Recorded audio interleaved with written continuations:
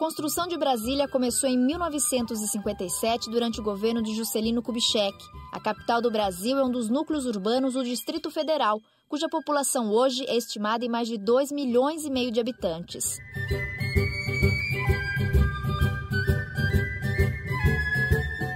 Localizada na região centro-oeste, no meio do Cerrado Goiano, Brasília foi projetada pelo urbanista Lúcio Costa e o arquiteto Oscar Niemeyer.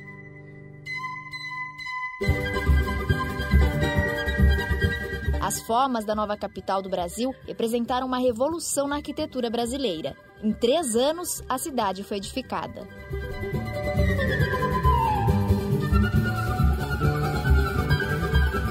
É um prazo muito pequeno. Não é à toa que o Dr. Lúcio dizia que na época que Brasília foi realizada, a utopia parecia mais real do que a realidade. Porque isso não é comum. Uma quantidade, uma qualidade de edifícios como esses, que encantaram o mundo pela sua condição de autenticidade cultural, eles não podiam ter sido feitos em tão pouco tempo. Oh, Brasil, mas antes mesmo de Lúcio Costa projetar a Brasília no papel e Niemeyer desenhar os arcos, as colunas e as cúpulas do Congresso Nacional, foi Marechal José Pessoa Cavalcante de Albuquerque quem fez a primeira delimitação da área e definiu o local exato onde hoje está a capital do Brasil. Brasília é dividida em asa sul e asa norte, onde ficam as zonas residenciais, eixo monumental, onde estão os setores governamental e administrativo, e a Praça dos Três Poderes, onde ficam o Palácio do Planalto, o Congresso Nacional e o Supremo Tribunal Federal. É como se fosse um triângulo, bem mineiro ou então bem moderno no sentido de igualdade, fraternidade e liberdade. Que muitos comparam ao avião, o Dr. Lúcio não gostava da comparação com o avião, ele dizia preferir borboleta. Eu já prefiro, se é por fazer essa comparação, aquele quadro do Debré, que ele mostra um tupi atirando com o grande arco tupi para cima e mostrando e apontando, portanto, aquele grande arco, que é um pouco a forma da asa norte e da asa sul, e de Brasília com o eixo monumental. Cidade planejada pelos mínimos detalhes. Arquitetura moderna. A Catedral Metropolitana tem uma planta circular e, no interior, vitrais que impressionam. Por fora, o prédio remete a uma coroa de espinhos, desperta admiração. O Palácio da Alvorada, residência do presidente da República, fica às margens de um lago artificial, o que alivia um pouco o clima do Cerrado. Mas antes mesmo da conclusão do projeto da Alvorada, Juscelino teve uma residência provisória, feita de tábuas. O Catetinho foi o primeiro prédio de Brasília e serviu como a primeira sede do governo. O nome veio do diminutivo do Palácio Presidencial no Rio, Palácio do Catete. Apesar da simplicidade, o local ainda é preservado e traz os traços de Niemeyer. A Ponte Juscelino Kubitschek é outra bela obra arquitetônica, premiada internacionalmente pela sua beleza. Outro cartão postal é o Museu JK. No local estão o corpo do ex-presidente do Brasil e diversos objetos que pertenciam a ele, além de um grande acervo de livros, fotos e medalhas.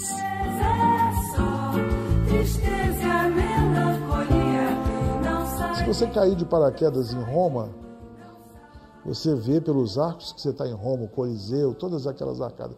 Se você vê aquelas cúpulas assim, você cai de paraquedas, você sabe que você está na Pérsia, no Irã, e que é a Pérsia. Qualquer pessoa que vê essas colunas de Brasília, no mundo inteiro, parece que tem uma mensagem direta de que aquilo é brasilidade. Dos prédios históricos e daqueles que reúnem os poderes do Brasil, é em Brasília que fica o Hospital Sara Kubitschek, referência no tratamento de deficiências motoras. E falando em reabilitação e inclusão, nas ruas e prédios, o acesso por cadeirantes, por exemplo, é garantido graças a projetos urbanísticos que promovem a acessibilidade. Mas Brasília, tombada como patrimônio cultural da humanidade, não respira apenas política e imponência. No outro extremo, encontramos ocupação urbana sem qualquer tipo de ordem, planejamento e cuidados ambientais. Aqui, a pobreza e problemas de infraestrutura, saneamento e urbanização denunciam o contraste social da cidade, símbolo do poder. Brasília tem uma concepção muito elegante, né? Mas que gerou esta segregação. Por quê? Porque o custo de viver aqui é muito alto e quem não tem condições de pagar tem que se afastar. E se afasta para esses locais chamados cidades satélites. A minha alma chorou tanto que de pranto está. A invenção de Brasília se tornou um pouco a nossa certidão de nascimento, a certidão de nascimento de uma nova civilização para o mundo, cujo documento de certidão é justamente Brasília. Brasília é assim uma espécie de ícone da nossa identidade civilizacional hoje para o mundo. A minha alma chorou tanto que de pranto está vazia, desde que aqui fiquei sem a tua companhia.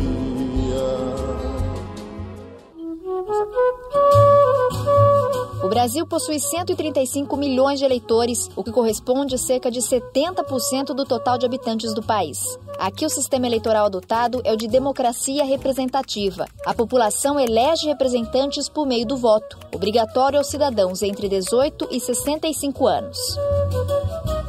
Mas nem sempre foi assim. No país, as mudanças e avanços mais significativos na escolha pelos representantes do povo passaram a ocorrer a partir da criação da Constituição de 1891. Outro marco histórico foi o Movimento Civil Direta Já, que reivindicou eleições presidenciais diretas. Em 1983, os brasileiros passaram a lutar pelo direito do voto. Em 84, as manifestações ganharam força e se espalharam pelo Brasil. Momento da história do país que nem todos conhecem.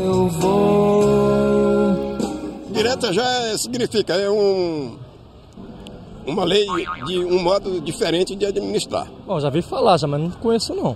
Foi um movimento de popularização do voto, né? Foi o fim do regime militar e o início do regime democrático. O primeiro presidente do Brasil, escolhido ainda que de forma indireta, foi Tancredo Neves, eleito em 1985. Mas ficou doente, não resistiu e morreu antes mesmo de assumir o cargo. O então vice-presidente José Sarney tomou posse. Em 1988, a Assembleia Nacional Constituinte aprovou a nova Constituição Federal e possibilitou a eleição presidencial. Um ano depois, houve a primeira eleição direta. 22 políticos concorreram. Collor venceu, mas o primeiro presidente brasileiro eleito de forma direta foi acusado de corrupção e afastado do cargo em 1992.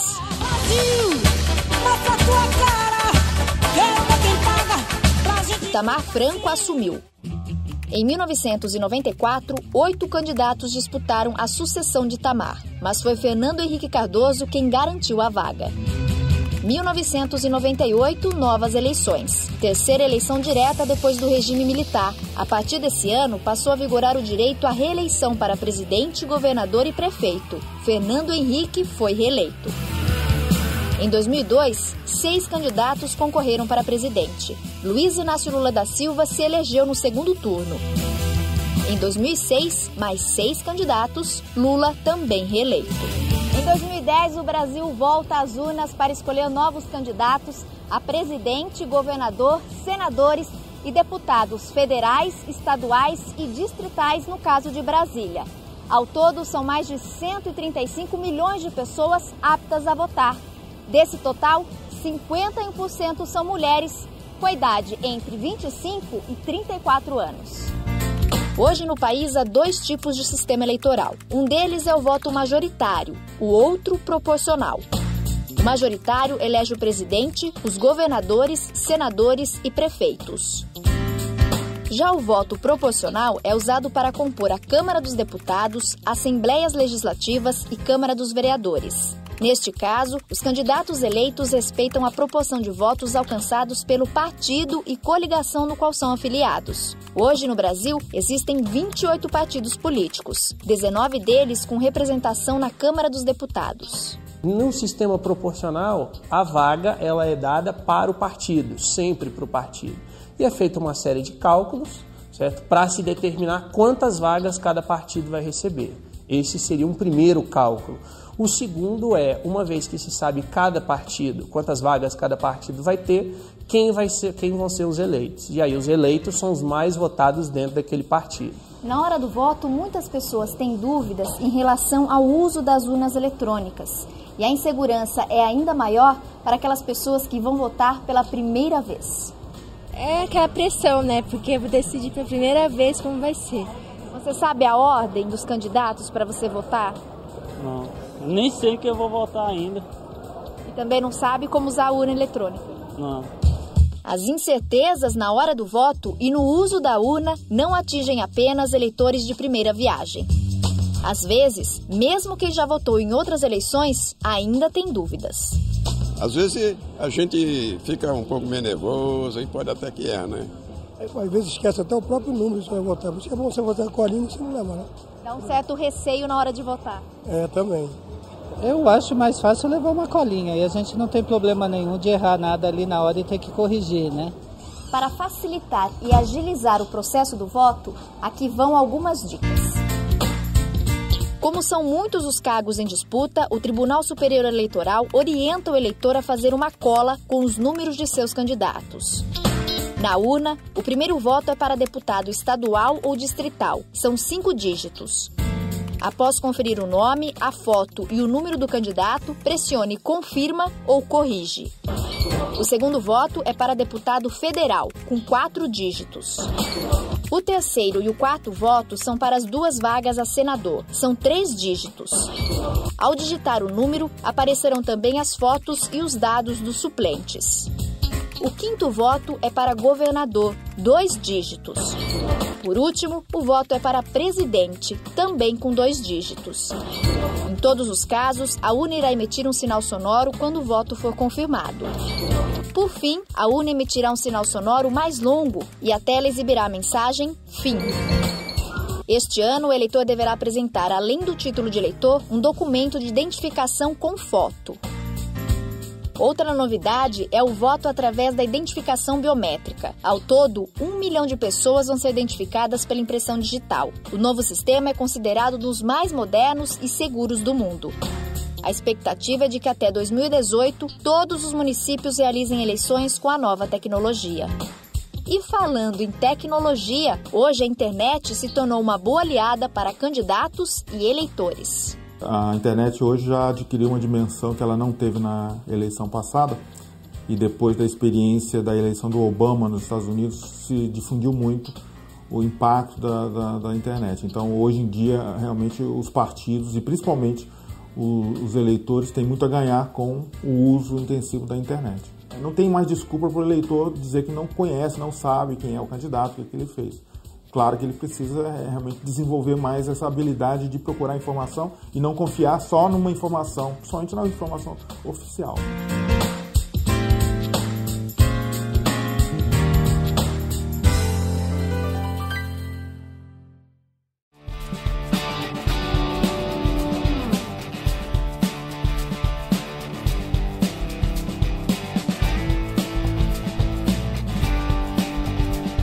Lembre quem votou nas últimas eleições? Não, eu afirmar que eu lembro de todos, assim, de cabeça, não vou lembrar, não. Você sabe o que faz um deputado federal? Não. Não sei. Tenho a mínima ideia. Você sabe o que faz um governador e um senador? Ah, isso é complicado, não. Apesar de entender um pouco de política, bem ao certo eu não sei, não. O governador é para fazer, governar o estado, né? Da cidade, da capital, acho que é isso. Eu acho que eles tentam ajudar mais a população, mas exatamente o que eles fazem eu não sei não. Eu nem fico prestando atenção em política, então eu tô meio por fora. O Brasil segue o sistema de democracia representativa, ou seja, a população elege representantes para governar e administrar o país. Portanto, é o povo quem escolhe os integrantes dos poderes executivo e legislativo. O primeiro tem a função de administrar o país. Já o segundo tem a tarefa de fazer leis que regulam o Estado e disciplinam os cidadãos. No Brasil, o Poder Legislativo é composto pela Câmara dos Deputados e Senado Federal. Nos estados, o Legislativo é representado pelas Assembleias Legislativas. No total, 26 estados mais o Distrito Federal somam 1.059 deputados estaduais. As funções dos deputados estaduais são praticamente as mesmas dos federais: propor, debater, votar e aprovar leis, além de fiscalizar o trabalho do Poder Executivo.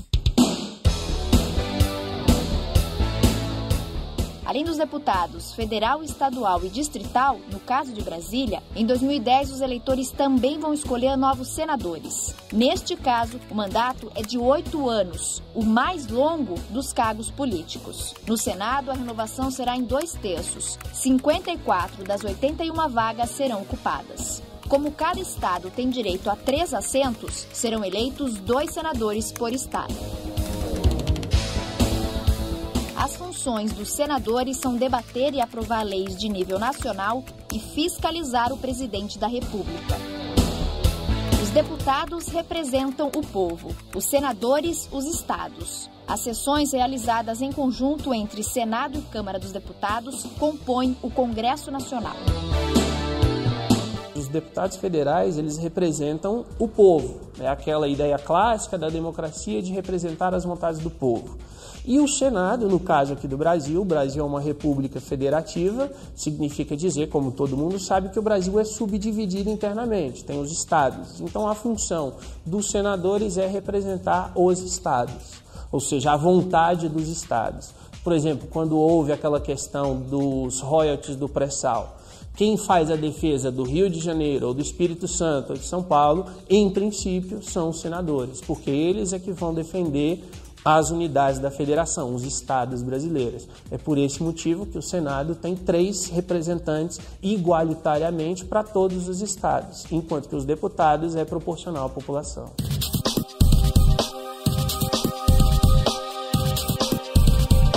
No Brasil, os 513 deputados federais e os 81 senadores têm o mesmo salário, em torno de R$ 16.500 por mês. Ao longo de um ano, esse montante é recebido 15 vezes. Isso porque, além do 13º salário, há também um subsídio no mesmo montante, pago 2 vezes por ano, no início e no fim. Na prática, um 14º e um 15º salário. Portanto, cada congressista recebe por ano aproximadamente R$ 247.680 apenas em salários. Mas se somarmos todos os benefícios, verba de gabinete, verbas indenizatórias como hospedagem e combustível, cotas aéreas, verba para escritório como telefone e correspondência e auxílio moradia, os parlamentares do Brasil se tornam os mais caros do mundo. O custo anual de cada deputado é de R$ 6.600.000. Por ano, cada senador custa em torno de R$ 33 milhões. Já os deputados estaduais recebem 75% do valor do salário dos deputados federais, fora os benefícios, que também incluem verba para gabinete, carros oficiais e salários extras durante o ano. A função mais importante não é a do presidente, é a do Poder Legislativo, ou desempenhada pelo Poder Legislativo. Por quê? Porque, em tese, o que o presidente vai fazer? Ele vai executar as leis que vêm de onde? Vem do Poder Legislativo. É lógico, os 3 poderes são iguais, Executivo, Legislativo e Judiciário, eles não têm hierarquia entre si, certo? Agora, o mais importante politicamente é o Legislativo, porque as leis vêm dali, porque a representação popular está ali. Portanto, o Legislativo deveria ser mais importante, só que aqui no Brasil, por questões históricas, se dá valor ao Executivo.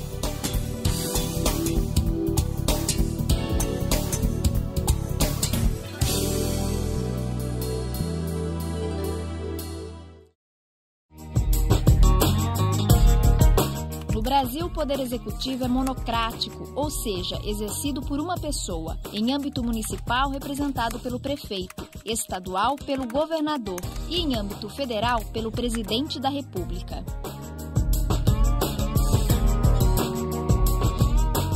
O poder executivo é o responsável pela administração do país, mas não se resume apenas aos cargos de prefeitos, governadores e presidente da República.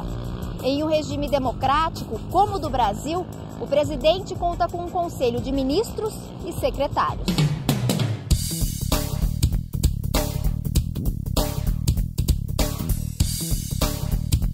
O presidente ele indica esses ministros e a partir desse momento, quer dizer, passam a atuar junto com o presidente, em tese sob a liderança do presidente em primeiro lugar e do ministro-chefe da Casa Civil, que é o segundo cargo, que seria uma espécie, acho que eu vou generalizar aqui, de secretário-geral de todos os ministros. O presidente da República é o representante do Brasil no exterior e, além de governar para todo o país, possui uma série de atribuições exclusivas previstas na Constituição de 1988. Coisas como defesa, a gestão da moeda, né, tudo que tem a ver com inflação, com a renda das pessoas, emprego e desemprego. O governo federal tem muito poder em relação à vida individual, assim, o emprego, a renda e o bem-estar geral da população. Atualmente, o presidente utiliza o Palácio do Planalto como gabinete. O prédio, sede oficial do Poder Executivo, fica no coração de Brasília. A residência é o Palácio da Alvorada, um verdadeiro cartão postal. O salário atual do presidente da República é de R$ 11.420. Em âmbito estadual, é o governador o representante máximo. Ele é eleito para um mandato de 4 anos, permitida a reeleição pelo mesmo período de tempo. É função do governador dirigir a administração estadual e representar o Estado em suas relações jurídicas, políticas e administrativas, defender os interesses da região junto à presidência e buscar investimentos e recursos federais em benefício do Estado. Mas no Distrito Federal, as atividades desempenhadas pelo governador são diferentes. Isso porque o governador também desempenha a função de prefeito. O governo estadual é muito importante para a população do estado, porque é onde a maior parte das políticas ocorrem. Educação, saúde, saneamento, meio ambiente, todas as políticas que têm impacto sobre a vida diretamente do eleitor, elas ocorrem no âmbito do estado e do município. E o governador e o governo estadual é o principal agente, né, nesse âmbito estadual. O salário de governador muda de acordo com o estado. A média entre os 26 estados brasileiros mais o Distrito Federal varia entre R$ 7 e R$ 24 mil.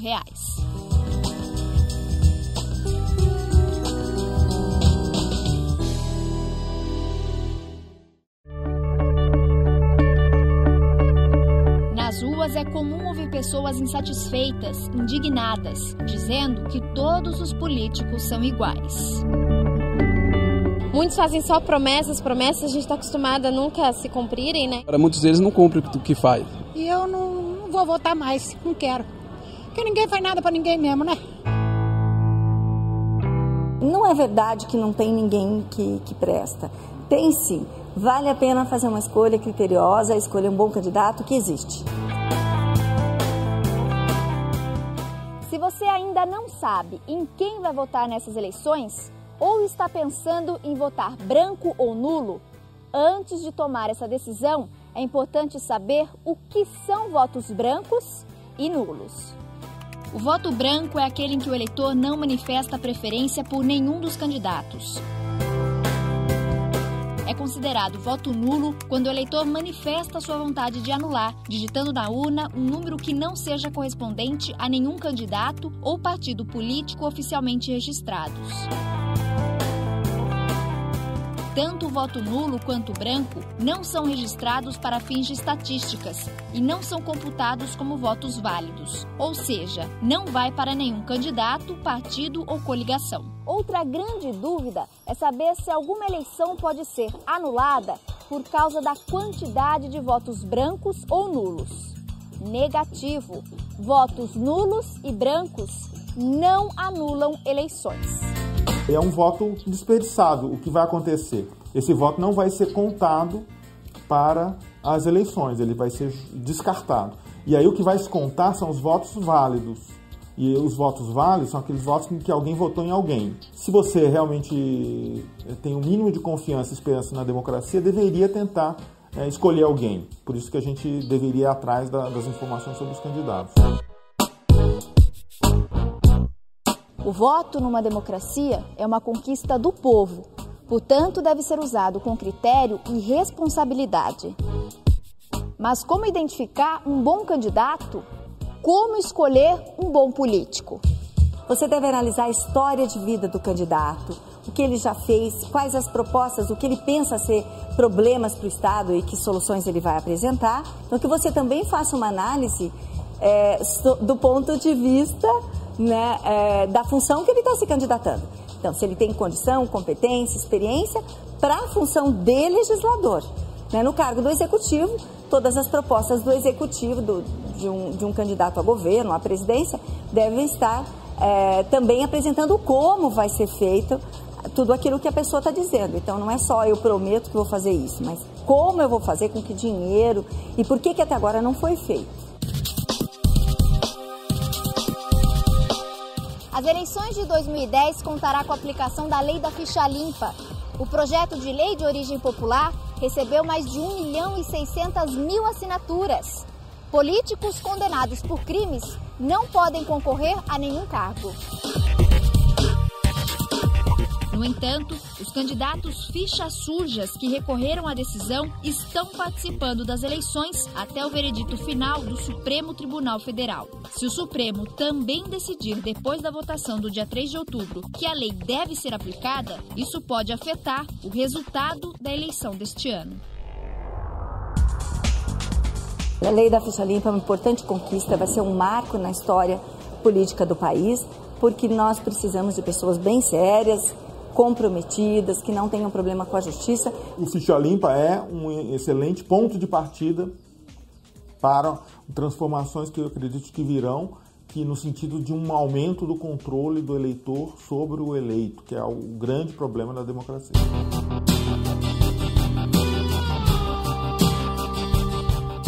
O exercício da cidadania não se restringe apenas ao momento do voto. O papel de cada cidadão na democracia não termina na urna. Depois, é fundamental acompanhar o trabalho realizado pelos eleitos. A sociedade deve cobrar mais de quem ajudou a eleger. Não adianta só ir lá votar agora, por exemplo, dia 3 de outubro, votar e não controlar depois, não acompanhar depois e ver o que o eleito está fazendo. Mas você deve acompanhar aqueles eleitos para cobrar, enfim, o compromisso com as causas públicas. Então é muito importante esse papel do cidadão, das organizações da sociedade civil, na cobrança de responsabilidade. O cidadão, ele pode começar a sua participação no coletivo, né? Dentro da sua cidade, participando da sua Câmara Municipal, fazendo parte de organizações, de entidades que fazem um acompanhamento político. Tudo isso faz parte do nosso papel como cidadão, de não só votar, mas também cobrar e participar.